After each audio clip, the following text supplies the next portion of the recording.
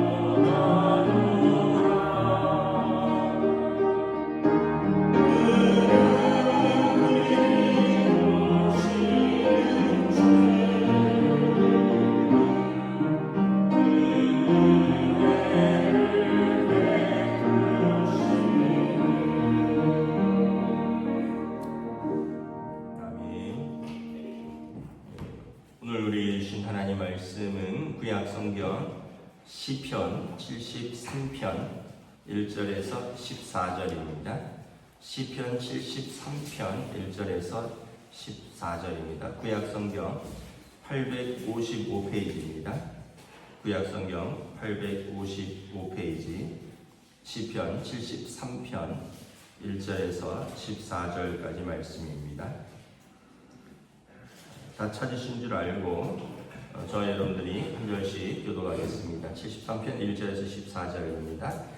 하나님이 참으로 이스라엘 중 마음이 정결한 자에게 선을 행하시나 나는 거의 넘어질 뻔하였고 나의 걸음이 미끄러질 뻔하였으니 이는 내가 악인의 형통함을 보고 오만한 자를 질투하였음이로다. 그들은 죽을 때에도 고통이 없고 그 힘이 강건하며 사람들이 당하는 고난이 그들에게는 없고 사람들이 당하는 재앙도 그들에게는 없나니 그러므로 교만이 그들의 목걸이요 강포가 그들의 옷이며 살찜으로 그들의 눈이 솟아나며 그들의 소득은 마음의 소원보다 많으며 그들은 능욕하며 악하게 말하며 높은 데서 거만하게 말하며 그들의 입은 하늘에 두고 그들의 혀는 땅에 두루 다니도다. 그러므로 내 백성이 이리로 돌아와서 잔에 가득한 물을 다 마시며 말하기를 하나님이 어찌 알랴 지존자에게 지식이 있으리야 하는도다. 벌죄다 이들은 악인들이라도 항상 교만하고 재물은 더욱 불어나도다. 내가 내 마음을 깨끗하게 하며 내 손을 씻어 무죄하다 한 것이 실로 헛되도다. 나는 종일 재난을 당하며 아침마다 징벌을 받았도다. 아멘. 네, 할렐루야. 네, 오늘 또 새날이 시작되었습니다. 하나님께서 은혜와 평강으로 함께하여 주시기를 축복합니다. 네, 우리가 민수기를 마쳤고요. 이제 과거에 그 시편이 150편이라서 너무 길어서 중간중간 시편을 다른 성경하고 이어서 하고 있는데 이제 생명의 삶 교재 순서가 이제 다시 시편으로 돌아왔습니다. 시편 73편은 아삽의 시라고 되어 있는데 아삽은 레위 지파로서 다윗 왕 시대의 그 악관입니다. 우리로 말하면 이제 성가 대장입니다. 다윗 왕이 임명한 레위 지파의 성가 대장. 오늘날 이제 그 후손들이 이제 다윗 왕 시대에 성전에서 하나님을 찬양하는 일을 주로 담당하였고 아삽이 그 책임자였다는 거죠. 이제 아삽의 시가 꽤 있습니다. 근데 오늘 내용은 조금 하나님을 이제 결론은 이제 하나님을 찬양하는데 이제 73편이 길어서 오늘은 전반부로 보는데 내가 시험 들을 뻔했다는 거예요. 2절에 보면 내가 거의 넘어질 뻔하였고 나의 걸음이 미끄러질 뻔하였다. 그러니까 내가 넘어질 뻔했다. 시험 들었다는 거예요. 이유는 3절에 내가 악인의 형통함을 보고 오만한 자를 질투하였다. 악인이 형통하고 오만한 자가 잘 되는 걸 보고 야 저렇게 살아도 문제 없구나 하면서 내 마음에 나도 저렇게 살까 하는 그런 시험이 들었다라는 거예요. 구체적으로 어떠냐 하면 이 사람은 악인인데도 죽을 때까지 고통이 없고 강건하며 오래 산다는 거예요. 뭐 한 평균 수명보다 더 오래 사는데 뭐 병으로 죽거나 뭐 몸의 고통으로 죽는 게 아니라 평안하게 백수를 누리다 간다는 것 같다는 거죠. 또 일반적인 사람들이 당하는 고난이 그 사람들에게는 없다라는 거예요. 우리가 일반적으로 그런 말이 있죠. 100평집에 사는 사람은 100평근심이 있고 10평집에 사는 사람은 10평근심이 있다. 그러니까 고난이나 근심이 없는 사람은 없다. 우리가 볼 때 큰 집에 넓은 집에 뭐 문제 없이 사는 것 같지만 거기도 들어가 보면 다 어떤 가정적인 문제, 어떤 개인적인 뭐 문제들이 있다. 근데 이 악인들을 보면 그것도 없는 것 같다라는 거예요. 그러니까 이 시인이 야 막 시험 든다는 거죠. 나는 하나님을 경외하고 늘 하나님을 찬양하는데도 근심이 끊이지 않고 고난이 수시로 다가오는데 저 아기는 그렇지 않은 것 같아요. 그러다 보니까 6절에 교만이 그들의 목걸이요 강포가 그들의 옷이며, 교만을 목에 걸고 다니고 강포, 아주 그 포악한 옷을 입고 다닌다는 거예요. 그리고 아주 살찜으로, 이제 이 살찜은 몸의 살찜보다도 그들의 그 소득, 부유함에 살찐 것, 항상 다른 사람들보다 많다라는 거예요. 그리고 그 사람들을 능욕합니다. 악하게 말합니다. 높은 데서 거만하게 말합니다. 그리고 그들의 입은 하늘에 두고, 쉽게 얘기하면 자기가 하늘을 대적한다는 뜻이, 자기가 하늘을 상대해서 아무런 말을 해도 거리낌이 없다는 거예요. 하나님에 대해서, 뭐 사람에 대해서, 그리고 그들의 혀는 땅에 두루다니도 하늘에 대해서도 땅에 대해서도 거침없이 말한다는 거예요. 그러면서 그의 백성이 이리로 돌아와서 잔에 가득한 물을 마시면서 말하기를, 하나님이 어찌 알랴? 하나님이 살아계시면 뭐 내가 이렇게 악을 행하여도 하나님께서 어떻게 판단하시겠느냐? 지존자에게 지식이 있느냐? 이렇게 말을 한다는 거예요.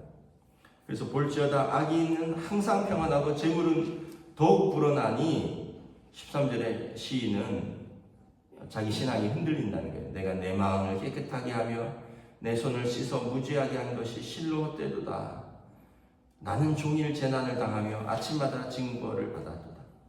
아마 어떤 개인적인 고난이 있었을 수도 있고요. 또 가정적인 고난이 있을 수도 있고, 또는 몸의 고난이 있을 수도 있고, 자기는 하나님을 경외하는, 하나님을 찬양하는 자인데 자기는 이렇게 고난도 많고, 그래서 하나님 앞에 맨날 엎드리고 하나님 앞에서 씨름하고 기도하고 이러는데, 뭐 악인은 뭐 거침없이 행하고 악을 행하고 교만하게 말하는데 건강하고 문제 없는 것 같고 평안하고 재물은 날마다 늘어나니까 내가 힘들다는 거예요. 시험에 된다는 거죠. 아마 이런 사람이 있다면, 가까이서 있다면 우리가 다 시험에 들지 않겠습니까? 뭐 여러분의 이웃, 옆집에 사는 분이나 우리가 뭐 그렇게 우리 옆집에 살 만큼 이렇게 큰 부자가 없겠죠.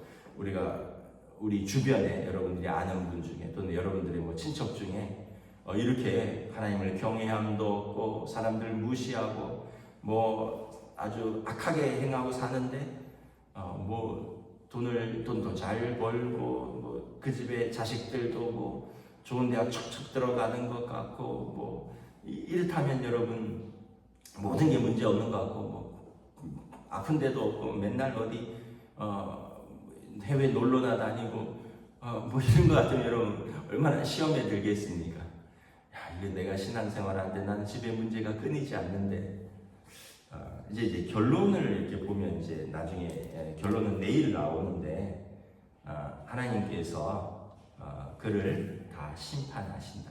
그러므로 그를 멀리하는 것이 내게 유익이라. 그를 가까이 하면 같이 망하게 된다. 뭐 이런 내용인데, 전반부의 내용은 이 세상에 그런 사람들이 많다라는 거예요. 실제로 여러분 전두환 씨 같은 경우도 90세까지 건강하게 살았잖아요. 뭐 여러분 90세까지 평균 수명이 83, 4세라고 알고 있는데, 뭐 여자분들은 조금 더 돼서 85, 6세가 평균 기대 수명이 돼요.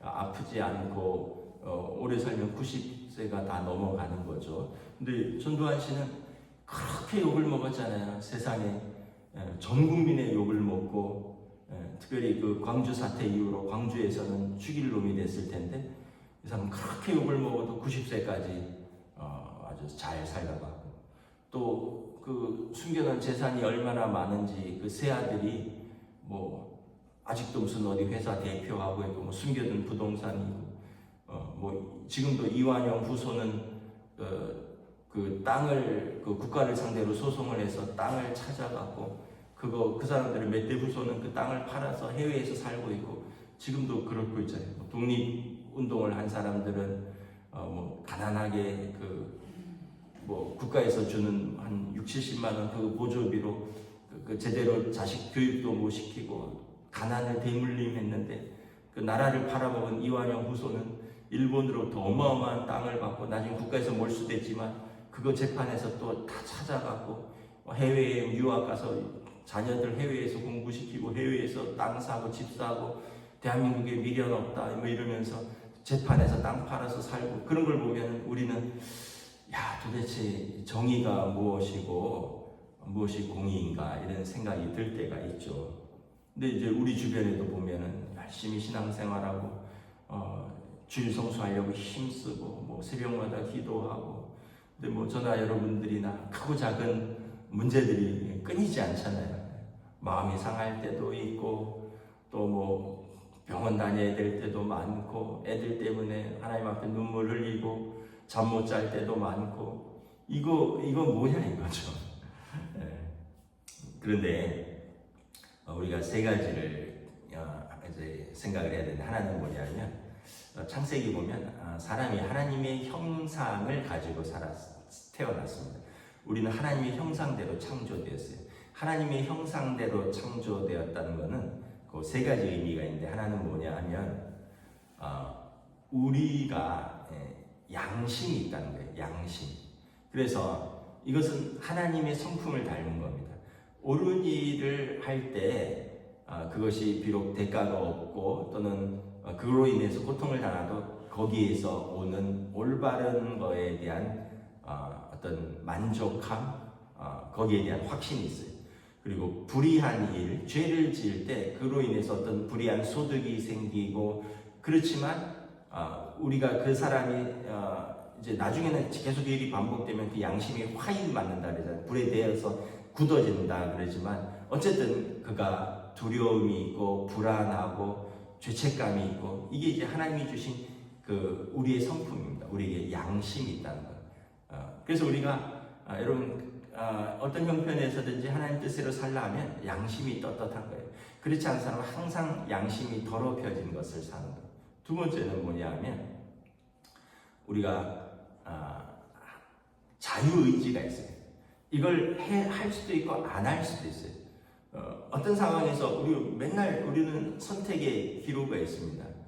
동물들은 그냥 본능에 따라서 행동을 해요. 그냥 배고프면 먹고 약한 것이 있으면 잡아먹고 뭐 심지어는 뭐 자기 새끼도 뭐 잡아먹는 뭐 짐승이 있다 그러잖아요. 근데 사람은 어떻게 자유의지가 있어서 배고파도 그것이 옳지 않으면 그것을 안 먹습니다. 이게 자유의지. 내가 먹을 수도 있고 안 먹을 수도 있는데 내가 판단해서 내가 옳은 걸 선택하는 자유의지가 있어요. 그래서 하나님의 형상을 가진 사람은 이렇게 하나님의 뜻에 따라 판단하고자 하는 그런 마음들이 있어요. 하나님을 몰라도 양심이 그들의 율법이 된다라고 로마서에서 말씀하고 있고 예전에 신앙생활 하지 않는 분들도 하늘을 두려워해라 이런 말을 하는 거죠. 그래서 우리에게는 양심이 있고 자유의지가 있고 세 번째는 하나님과 소통하는 하나님을 찾는 우리 안에 모습이 있어요. 그래서 이 세 가지가 사람의 이제 그 특징입니다. 하나님의 형상을 가진. 근데 이제 악한 일을 해도 아무런 일들이 일어나지 않으면 이 사람은 첫째 자기 양심이 망가지는 거예요. 그리고 올바른 선택을 점점 못하게 되는 거예요. 왜냐하면 악한 일을 선택해도 별 문제가 없거든요. 그러니까 양심은 점점 망가지고 올바른 일을 못하게 되고 그리고 하나님이 어찌하랴 지존자에게 지식이 있으랴 하나님도 찾지 않게 되는 거예요. 그럼 어떻게 될까요? 뭐 건강하고 재물은 늘어나는 것 같고 사람들이 보기에 문제는 없는 것 같지만 점점 나쁜 사람이 되는 거예요. 점점 악한 사람이 되는 거예요. 그리고 이제 이 땅에서는 혹시나 심판을 안 받을 수 있는데 최종적으로 하나님 앞에 섰을 때 그 사람은 하나님의 형상을 가진 세 가지가 다 무너졌어요. 양심도 더럽혀졌고요.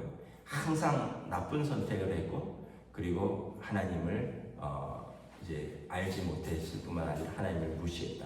이런 사람을 악인이라고 합니다. 마음에 하나님이 없다 생각하고 자기 눈에 보기에 좋은 것만 하고 자기 마음대로 사는 사람, 이런 사람들을 악인이라고 합니다. 물론 예수 믿는 사람들, 일반 사람들도 가끔 가다가 양심을 저버릴 때도 있고요. 또 이익을 따라서 옳은 걸 저버리고 그런 일을 선택하기도 합니다. 그런데 우리에게는 항상 죄책감이 있잖아요. 다시 이러면 안 된다. 하나님 앞에 회개하고 다시 그런 기회가 온다면 내가 그런 선택을 하지 않아야지. 이렇게 돌이키는 회개하는 마음이고, 이게 성령님께서 우리에게 주시는 생각이고 성령님이 우리 안에 내주하시는 것이거든요. 근데 악인은 다시 같은 상황이 와도 계속 반복을 합니다. 그래서 악이 점점 쌓여가는 거예요. 하나님 앞에 섰을 때 그는 영원한 심판을 받게 되는 거죠. 이 땅은 짧은 거예요. 뭐 아까도 말했지만 100년이면 100년 동안의 심판이 없다 해도 그러나 이제 그 이후에 그에게 심판이고요. 여러분 생각해 보세요. 이완용 씨 후손이 누구한테 가서 내가 이렇게 재산이 많은 이유는 우리 몇 대 할아버지가 나라를 팔아먹었기 때문에 이렇게 말할 수 있겠어요? 우리 몇 대 할아버지가 이완용 씨야 하는 누가 말할 수 있겠어요? 여러분 전두환 씨 뭐 아들 뭐 며느리 손자들 우리가 이름도 알고 있잖아요. 근데 그 사람들의 후손들이 계속해서 아마 숨겨놓은 재산이 있을 거예요. 뭐 해외에서 유학도 하고 뭐 그 손자 중에 한 명이 해외에서 유학하다가 뭐 마약 뭐 해서 와서 자수하고 이제는 다른 이제 할아버지랑 연을 끊고 나는 다시 살겠다 뭐 이런 얘기도 했지만, 여러분 그 자녀들이 우리 할아버지가 몇 대 대통령 전두환 대통령이야 이렇게 말할 수 있겠어요? 지금도 어디 뿌릴 데가 없고 어디 묻을 데가 없잖아요. 전 국민이 반대하니까. 여러분 악인의 형통함을 잠깐은 우리가 부러워할 수 있습니다. 오늘 아삽도 내가 거의 넘어질 뻔하고 내가 미끄러질 뻔했다. 거의, 그러니까 넘어지진 않았다는 거예요. 그러나 거의 넘어질 뻔했다는 거예요. 그러나 이 사람은 하나님 앞에서 찬양하는 사람이었기 때문에, 하나님 앞에서 서 있는 사람이었기 때문에 내가 성소에서 하나님의 뜻이 무엇인가를 그가 이렇게 생각을 하니까 17절에 내일 보면 내가 성소에 들어와서 그들의 종말을 내가 깨달았다. 이렇게 고백을 하는 것이죠. 말씀을 정리하도록 하겠습니다. 여러분 악인의 형통함을 부러워할 필요가 없는 게 여러분 그들에게는 마지막에 하나님의 심판이 있다. 그러면 고난당하는 의인은 왜 하나님이 두고 보시냐? 하나님이 두고 보시지 않고 또 그들의 영혼을 또 그들의 자손들을, 의인의 자손들을 돌보시겠다라고 성경은 말씀하고 있습니다. 그리고 무엇보다 내가 망가지지 않아요. 내가 나빠지지 않아요. 내가 의인의 길을 선택하면 다른 뭐 부요함이라든가 다른 것들이 형통함이 따라오지 않는다 할지라도 내 스스로가 나빠지지 않습니다. 내 스스로 양심을 지키고 내 스스로 하나님 앞에서 믿음을 지키고, 그래서 근데 이제 악인은 자기 스스로 나빠지는 걸 알고 있어요. 근데 그걸 브레이크를 못 거는 거예요. 근데 우리는 하나님 앞에서 사는 사람은 자기 자신을 일단 지킬 수 있는 거예요. 그럼 하나님 앞에서 믿음을 지키고 자기 자신의 양심을 지키면 다 지킨 겁니다. 그 다음에 그건 다른 사람들이 판단할 일이 아니에요. 하나님께서 판단하실 것이고, 내 양심이 떳떳하면 여러분 사실은 그러면 두려운 것이 없는 거죠. 기도하겠습니다. 하나님 은혜를 감사합니다. 오늘 주신 말씀 속에서 아삽의 시를 통하여 참으로 악인의 형통함을 보면서 의인들이 시험을 당한다 말합니다. 그리고 다른 사람들도 우리도 저렇게 살아도 문제 없구나, 그들도 악을 모방하거나 그 악인을 따라하는 경향이 있고, 또 믿음을 지킨 이들이 깨끗한 양심으로 죄짓지 않고 살아온 것이 헛되다라고 시험될 때도 있다라고 말합니다. 그러나 이것으로 끝이 아니라 성소에 들어가서 그들의 종말에 대해서 내가 묵상할 때 악인의 종말은 결국 하나님의 손에서 심판으로 끝나는구나. 그러므로 나는 하나님을 경외하리로다 고백하고 있습니다. 오늘 우리의 삶에서도 현실에서도 정말 악인들이 형통한 것 같고 부유한 것 같고 그들의 자손들이 더 잘 되는 것 같고 그들은 높은 자리에서 떵떵거리면서 가난한 자들을 압제해도 아무런 문제가 없는 것 같지만 하나님께서 최종 심판하실 뿐만 아니라 이 땅에서도 정의가 구현되고 그리고 사람들의 마음속에서 그들에 대한 판단이 있으며 무엇보다 자기 자신이 스스로 나는 악인인가 의인인가에 대해서 그 양심이 그 자신을 판단하고 부끄러워하는 삶을 살 것이라 믿습니다. 그러므로 오늘도 우리는 하나님 앞에서 살아가는 하나님의 자녀로서 우리는 믿음을 지키고 오늘도 하나님께서 주신 그 말씀을 따라 그 양심을 따라 살아가는 주의 백성들로 성령님 인도하여 주시옵소서. 감사를 드리오며 우리 주 예수 그리스도 이름으로 기도드리옵나이다. 아멘. 하늘에 계신 우리 아버지의 이름을 거룩하게 하시며 아버지의 나라가 오게 하시며 아버지의 뜻이 하늘에서와 같이 땅에서도 이루어지게 하소서. 오늘 우리에게 일용할 양식을 주시고 우리가 우리에게 잘못한 사람을 용서하여 준 것 같이 우리 죄를 용서하여 주시고 우리를 시험에 빠지지 않게 하시고 악에서 구하소서. 나라와 권능과 영광이 영원히 아버지의 것입니다. 아멘.